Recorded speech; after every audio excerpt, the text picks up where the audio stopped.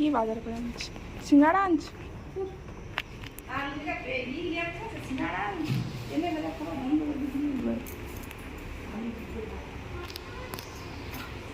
$47।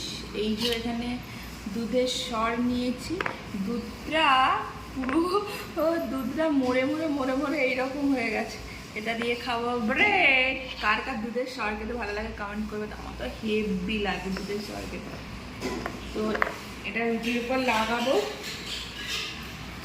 রুটির উপর একটু বাটার লাগাবো। রুটির উপর যেভাবে বাটার লাগাচ্ছি এভাবে যদি মানুষের উপর লাগাতে পারতাম। ফ্রিজে ছিল তো বসে গেছে পুরো। এটা দেখা দারুণ লাগে। তারপরে একটু চিনি দেব, দিয়ে খাবো। আমার শরীরটা না ভালো নেই, মানে আমার শরীরটা না ভালো নেই আজকে, ভাল লাগছে না। মা পাশে আলু ভেজেছে মুড়ি খাওয়ার জন্য, বাট আমার খেতে ভালো লাগছে না, তাই জন্য এই ব্রেড নিয়েছি আর এই যে দুধের সর আর একটু চিনি নেব। দাঁড়া,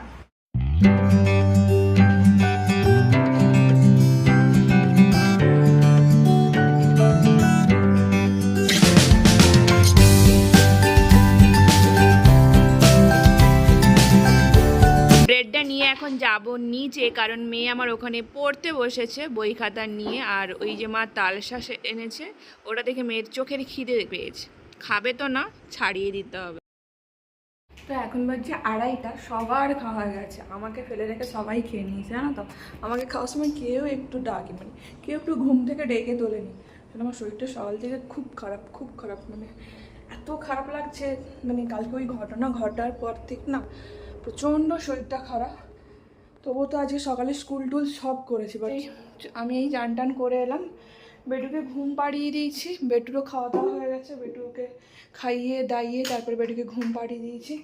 মাদেরও খাওয়া হয়ে গেছে। আমি ঘুম থেকে উঠে বেটুকে খাওয়ালাম, তারপরে ঘুম পাড়িয়ে দিয়েছি। মেয়ে আমার এমনিই ঘুমিয়ে গেছে। এখন একটুও যে ঘুমোবে না, মানে দুষ্টুমি করে ঘুমোতে গিয়ে তা নয়, এমনি ঘুমিয়ে গেছে। আমার শরীরটা ভালো নেই, মেয়েও আমার বুঝতে পেরেছে যে আমার শরীরটা ভালো নেই। আমারও ভালো নেই, বাবারও ভালো নেই, মানে বাবারও প্রচুর শরীর খারাপ। তো কালকে ওই রকম একটা বিচ্ছিরি একটা ঘটনা ঘটেছে। কী ঘটনা ঘটেছে সেটা আমি পুরোটা শেয়ার করতে পারবো না, যেহেতু ইউটিউবের অনেক রুলস রেগুলেশন আছে, তো শেয়ার করতে পারবো না। মানে কালকে সত্যিই যে ভগবান আছে, ভগবান আমাকে বিপদে ফেলেও যেন বিপদ থেকে উদ্ধার করে, জানো তো। ভগবানই বিপদে ফেলছে, ভগবানই বিপদ থেকে উদ্ধার করছে। তো যাই হোক, কী হচ্ছে আমি বলছি, খেতে খেতে বলছি। তার আগে চলো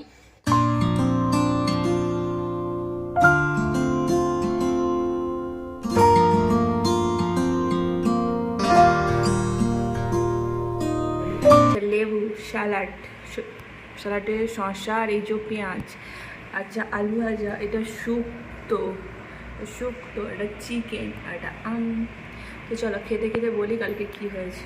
আমি ভিডিও কিন্তু আছে, বাট আমাকে একজন বললো না শেয়ার করো না এগুলো, তো তাই জন্য আমি শেয়ার করবো না।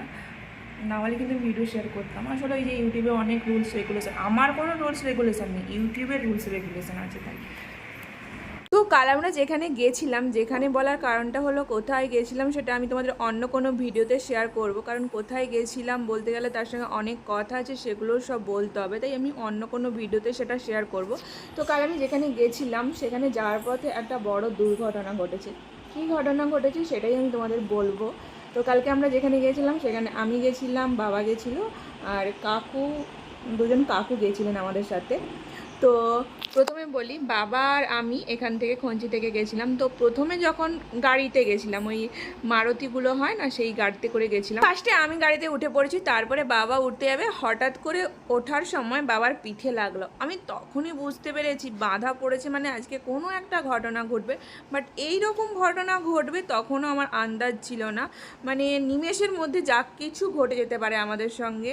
তো আমি সব সময় বলি না যে কখন কি হবে, সত্যি আগে থেকে আমরা কেউ কিচ্ছু জানি না, ভাগ্যে যেটা আছে সেটা হবেই। তুমি যত যাই করো সেটাকে কিছুতেই খণ্ডাতে পারবে না। হ্যাঁ, তাই বলে কি আমরা না পড়ে পাশ করে যাব বা আমরা সাবধানতা অবলম্বন করবো না, সেরকম জিনিসটা নয়। বাট ভাগ্যে যেটা আছে সেটা হওয়ারই কথা। তো যেটা আবার আসল কথায় আসি, তো গাড়িতে করে আমরা যাচ্ছি, হঠাৎ আমার একজন কাকু ড্রাইভার দাদা ছিল তার পাশে বসেছিল, আমি পেছনে ছিলাম, বাবাও পেছনে বসেছিল। ঠিক আছে, বাবা যেদিকে আমরা যাচ্ছিলাম মানে গাড়ি যেদিকে যাচ্ছিল তার অপোজিট দিকে মুখ করে বসেছিল, আর গাড়িটা যেদিকে যাচ্ছিল আমি সেই দিকে মুখ করে বসে আছি, মানে সামনের দিকে কী হচ্ছে বাবা সেটা দেখতে পারবে না। তো আমি জাস্ট ওই গাড়ির যে কাঁচ আছে না তাতে মাথাটা জাস্ট হেলিয়ে আছি, কারণ স্কুল থেকে কিচ্ছু খাইনি, সকাল থেকে কিচ্ছু খাইনি, স্কুল থেকে এসে চানটা করে ডিরেক্ট বেরিয়ে গেছি। এবার কি হয় তো কেন জানি না ঘুম ঘুম পাচ্ছিল, আর বাবা কাকুর সঙ্গে কথা বলছিল। তো আর আমি কি করব, একা একা ফোন ঘাঁটতে ঘাঁটতে কাঁচে ওই মাথাটা জাস্ট হেলিয়ে রাখছিলাম। হঠাৎ করে একটা ঝটকা লাগলো, কি হলো নিমেষের মধ্যে বুঝতে পারলাম না কি হলো। এবার বলি, একটা ধাক্কা মারলো গাড়ি। কিসে ধাক্কা মারলো না, টোটোতে ধাক্কা মারলো। এবার আমাদের গাড়ি তো তোমার রানিংয়ে আছে, রোড দিয়ে যাচ্ছে, আর ওই গাড়িটা রোডে উঠবে, টোটো যিনি চালাচ্ছিলেন উনি রোডে আসবে, কোনো দিকে না দেখে উনি সোজা আসছেন, আর এ তো রানিংয়েই ছিল। তো গাড়ির যে কাঁচ তাতে তো ধাক্কা লেগেছে, এবার সেই যে কাঁচের যত গুঁড়ো কাকুর গায়ে এসে পড়েছে। কাকু যেহেতু সামনে ছিল আর আমি পেছনে বসেছিলাম, তো হঠাৎ করে মানে যেন কি একটা হয়ে গেল, আর দেখছি কাঁচের গুঁড়োগুলো মানে পেছন দিকে কিছু দু একটা গুঁড়ো পেছন দিকে এসছে। আর বাবা তো মানে বুঝতেই পারেনি, বাবা কথা বলছিল, মানে হঠাৎ করে নিমেষের মধ্যে এরকম হয়ে গেল। সত্যিই যে মানে ভগবানের অশেষ কৃপা যে কোনো বড় দুর্ঘটনা ঘটার হাত থেকে আমরা বেঁচে গেছি। হয় টোটোওয়ালার কিছু হতো বা মানে কিছু মানে আর বলার ভাষা নেই। তবে ওখানে যারা ছিলেন আর কি, রাস্তার যারা লোকজন ছিলেন ওনারা সবাই বলছেন যে টোটোওয়ালারই দোষ। তবুও যেহেতু ক্ষতি হয়েছে টোটোর তো ক্ষতি হয়েছে একটু, আর গাড়ির কাঁচ ভেঙেছে। তো বাবা কী করলো, ওখানে টোটোওয়ালাকে পয়সা দিল, তারপরে আমরা আমাদের কাজে বেরিয়ে গেলাম। মানে সত্যি আমি শুধু ভাবছি ভগবানই বিপদে ফেলছে, আবার সেখান থেকে ভগবানই উদ্ধার করছে, মানে বিপদে ফেলে যেন সেখান থেকেই ভগবান উদ্ধার করছে। সেই মুহূর্তে আমার একটাই কথা মনে হচ্ছিল, বাবা যে গাড়িতে ওঠার সময় বাধা পড়ছিল। তো যাই হোক, কুসংস্কারে যে আমি খুব একটা বিশ্বাস করি তা নয়, বাট কিছু কিছু জিনিস আমি খুব মানি, যে একদম পুরোপুরি সব কুসংস্কার বিশ্বাস করি তা নয়, কিন্তু কিছু কিছু জিনিস আমি সত্যিই মানি, যেমন ওই একটু সময় দাঁড়িয়ে যাওয়া বা কিছু। তো সেগুলো আমি পরে বলবো।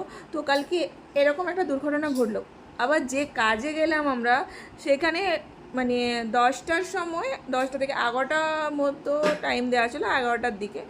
তো সে কাজটা হলো সেই 1:30 2টো এরকম টাইমের দিকে কাজটা গিয়ে হলো। মানে সব কাজটাই কালকে মানে যে কাজের জন্য গেছিলাম সে কাজটা তো হলোই না। হ্যাঁ কিছুটা হয়েছে, বাট পুরোপুরি সে কাজটা হলো না। সে কী আর বলবো, আর কিছু ভাষা নেই তোমাদের। আর কাল থেকে সত্যিই শরীরটা আমাদের খারাপ, মানে ওই রকম একটা ঘটনা। তারপরে গাড়ি যে মানে ওইখানে যে লেগেছে আমার মাথায়, মানে যেহেতু ছিল তো মাথায় লেগেছে, পায়ে লেগেছে একটু, তখন বুঝতে পারিনি পায়ে লেগেছে বলে, বাট বাড়ি এসে দেখলাম পা ছড়ে গেছে আর মাথায় লেগেছে। আর যেহেতু ওইরকম একটা ধাক্কা, তো মানে মাথার যন্ত্রণা করছিল আমার খুব। তারপরে সারা দিন কিচ্ছু খাইনি। 3টের সময় না 2:45 না 3টে নাগাদ গিয়ে আমরা হোটেলে গিয়ে সবাই ভাত খেলাম। সারাদিন কিচ্ছু খাওয়া নেই, ওই 3টের সময় আমরা ভাত খেলাম।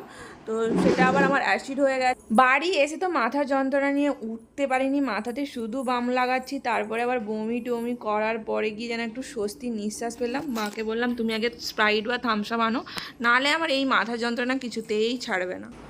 তো চলো আমি এই আজকে গিয়ে আবার ভাত খাচ্ছি, তো খেয়ে নেই চলো, তারপরে তোমাদের সাথে আবার কথা হচ্ছে পরে। তো বনু যাচ্ছে দাদার বাইকে হয়ে ঘুরু ঘুরু করতে, মেয়ে আমার অনেক দিন পরে গাড়ি চড়ছে আবার। আর এখানে দেখো মেয়ের গাড়ি চড়া হয়ে গেছে, এখানে ম্যাগি আর নাস্তা টাস্তা কিনে নিয়ে বাড়ি চলে এসেছি। তো ম্যাগি নিয়ে এসেছি 6 প্যাকেটের মতো, আর নাস্তা 2 রকমের নাস্তা নিয়ে আসা হয়েছে। তো 2 রকমের নাস্তার প্যাকেট ছিল 5টা করে, এই যে আমি গুনছিলাম তখন ঠিকঠাক আছে কি না। আর এখন খাবো একটু ম্যাগি ডিম দিয়ে করে, আমি আর বেটু দুজনেই খাবো ম্যাগি। আর বেটার জন্য নিয়েছিলাম জেমস চকলেট। তো চলো এখানে ঝুলিয়ে দিই, এই যে সব মালা ঝুলিয়ে দিয়েছি এখানে।